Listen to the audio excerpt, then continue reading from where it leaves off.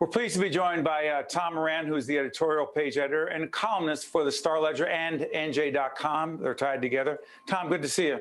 Thanks, Steve. Good to see you. We're taping on the 13th of January. Let's say a historic day, any way you look at it. We don't know about this impeachment vote that's going to take place. But let's talk big picture. This show is seen a month from now, 6 weeks from now. What will be the significance of today, in your opinion, but also January 6th? Well, I think that obviously the significance is that here's the United States president calling for a violent overthrow of the Democratic election results. It's something I think most of us never thought we'd see, even after watching President Trump and the way he broke norms left and right. This is head and shoulders above that. And of course, you're seeing it, Steve, right, with a lot of Republicans who have stuck with him through all kinds of atrocious behavior, from separating children from their parents, to ignoring climate change, and we could go on and on. They've stuck with them through all that, and a lot of them are breaking off now. Tom, let me ask you this. I'm curious about it. We're in New Jersey. We're Jersey guys. A high percentage of my friends not only voted for Donald Trump, and again, the Trump presidency long-term, we'll talk about that in a second, what the impact is. But no matter what he appeared to do, even including what happened on the 6th and what he said around it, come on, they're just words. What do you say to people who say that words are not actions, Tom Moran? Well, his words were incitement. Incitement means using words to provoke violence. So it's true that he didn't throw a Molotov cocktail, but it's equally true that he has blood on his hands. The words thing doesn't particularly impress me. The opportunity and the challenge for Joe Biden as we speak on the 13th, he'll be president in a few days. What's the opportunity? What's the challenge for him? Well, I think the main challenge, obviously, for him, and he puts it this way, Steve, right, is to try to unify the country, to try to put down the temperature a little bit, to find some common ground. And when you look at polls, there is plenty of common ground in this country. We could do something about climate. We could invest in the infrastructure. We could lower drug costs. There's plenty of things that people agree on. But our leaders have been so divisive, and I think it's fair to say primarily on the Republican side, that it's been possible to make deals, and it feels like the country is more divided than it really is. I think Biden needs to counter that, and that's his main goal. And I think that was his main appeal during the campaign, Steve. People like that.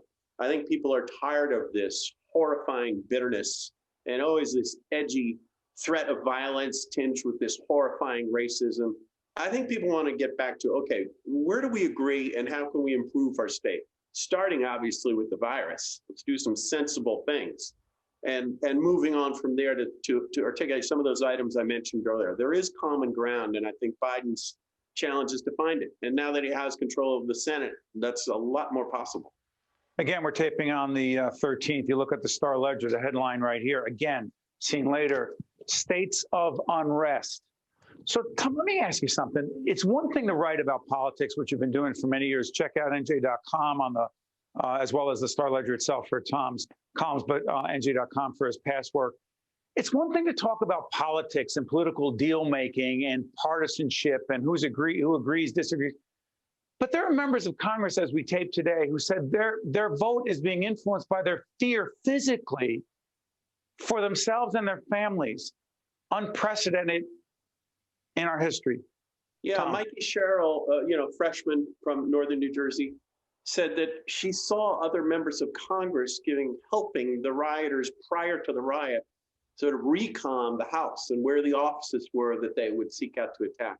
And we'll find out more about that, but it's just shocking. Democrats insisted on putting new X-ray machines to access the House floor so that members will have to go through it in case they're packing Glocks, as some of them say they are.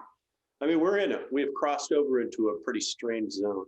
What's tough about it, in particular for people like you and me, Steve, who try to foment the reasonable national discussion, is that the tribalism has made it impenetrable. People aren't really listening to arguments as much as they used to. It feels people are embracing their gut feelings and their identity, and they're not really thinking things through a lot. So let's stay on that. Tribalism, not just among citizens in our series, Democracy at a Crossroads. You'll see it there on the screen. Tribalism in the media. There are people who've said things about you, Tom Moran, online and about me because they think they know who we are and what we believe. And they actually, many of them believe that we are, quote, the enemy of the people. You just go with the territory, or is there something different about that? Because if people, there's a question here, trust me, if people are just going to go to the sources of information that reinforce what they already believe, what's the point of reading Tom Moran? What's the point of watching public broadcasting? Let me just go to what I believe in that tells me I'm right. Am I oversimplifying it, Tom? No, I think for a certain percentage of the population, that's exactly right. The level of anger on the right has been intense prior to Trump. I think it really took off with the Tea Party in 2010, but it's reached a crazy level now. And now many more of the notes I get now are just incoherent and contrary to the facts, many of the anger notes. But I mean, this has been brewing. Trump didn't invent this. He just threw some more gas on it.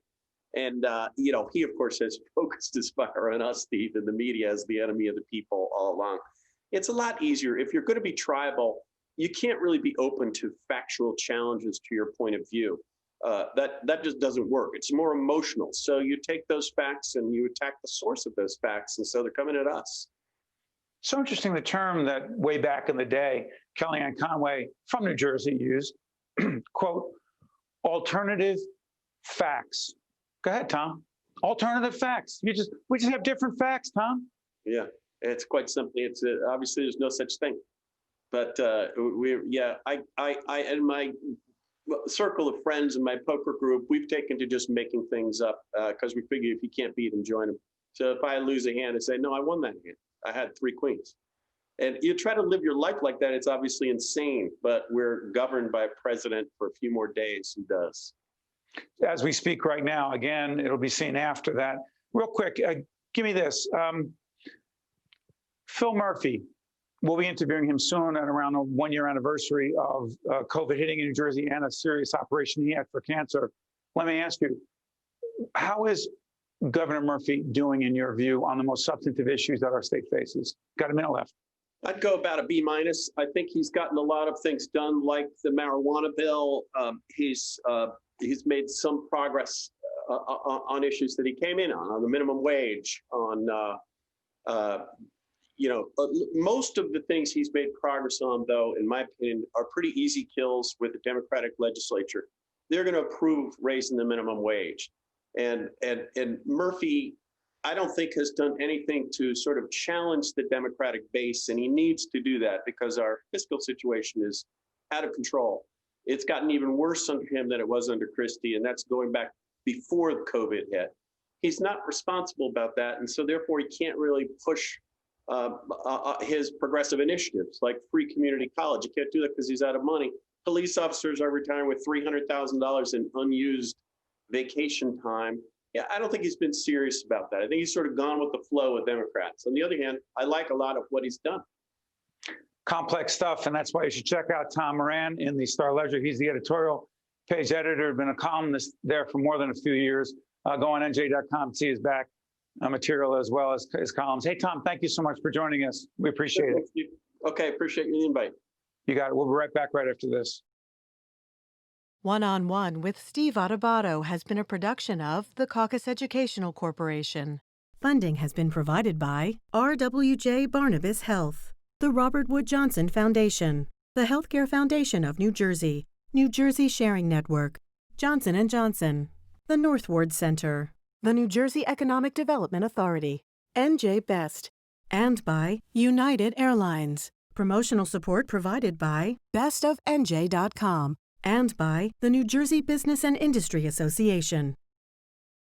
If you need to see a doctor, RWJ Barnabas Health has 2 easy ways to do it from anywhere. You can see an urgent care provider 24/7 on any device with our Telemed app. Or use our website to book a virtual visit with an RWJ Barnabas Health Medical Group provider or specialist, even as a new patient. You've taken every precaution, and so have we. So don't delay your care any longer. RWJ Barnabas Health. Let's be healthy together.